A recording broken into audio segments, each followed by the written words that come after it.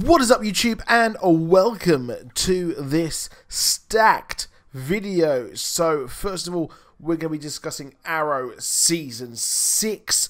So Arrow Season 6 has, well, not been really the best it could have been. Last season was absolutely banging, lit, mint, all the best compliments I can give it.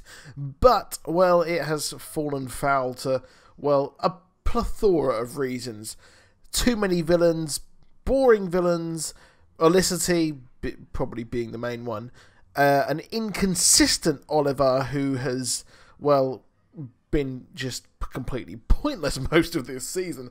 But we have heard from Mark Guggenheim that we will be getting a big return, and Nyssa Al Ghul, who's played by Katrina Law, will be returning to the show, obviously, well, playing Nyssa. So she is back as well. We did have Talia Al Ghul last season, which was really cool, as she was the one who helped Prometheus, and Nyssa returned like the badass woman that she is, and she went to Lian Yu, and, well, her fate, at least, was left up to the viewer's imagination. But there's no doubt that she is going to survive. She is, well, the daughter of Ra's al Ghul, and, well, a complete and utter badass, amazing female character, which is pretty cool to say the least. And the fact she's returning is dope as hell. So she will be returning in the 16th episode of Arrow Season 6. This will also actually feature Colton Haynes as a Roy Harper again. Well, he's obviously returning, we do know that. But she's returning, and the episode is entitled The Thanatos Guild. Now, we haven't really had much idea as to who that actually is, but Thanatos is actually an Aquaman villain. He comes from the Netherrealm and is a kind of an opposite of Aquaman, which is pretty cool. Now, we know that Arrow are loving having their Easter eggs in this season, which is pretty awesome. So we've had Arrow have quite a few Batman Easter eggs, and I'm not surprised if they drop things like Aquaman. Obviously, Aquaman is coming out this year.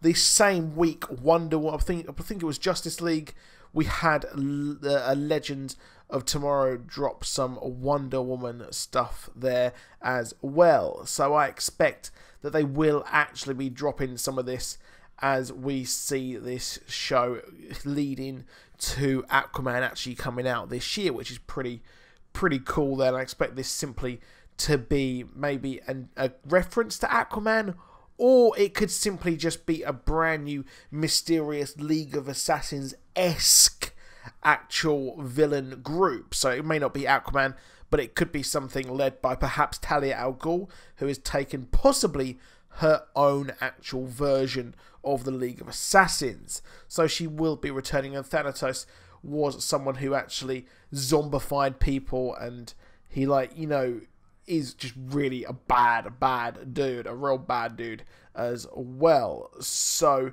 having someone with mysterious powers like that would be interesting, and having an Aquaman villain would be pretty cool if this is the guild who actually maybe worship a mysterious person from another realm. Yeah, there is that as well. We also have another rumour that Superman will be featuring in Shazam. This makes all kinds of sense. So Revenge of the Fans actually has claiming that they have some news that Henry Cavill will be in Shazam. That makes complete sense. Billy Batson in the comics has been long been linked to Superman, and vice versa. In New 52, he was somewhat of a fan of Superman, and Shazam, Billy Batson has also always been a fan of Superman. They are kind of similar characters. When they were first created, they were pretty darn similar as well. So that makes complete and utter sense, and I expect that Billy Batson will be a big fan and be inspired by Superman to actually become the Captain Marvel and use his powers and things like that.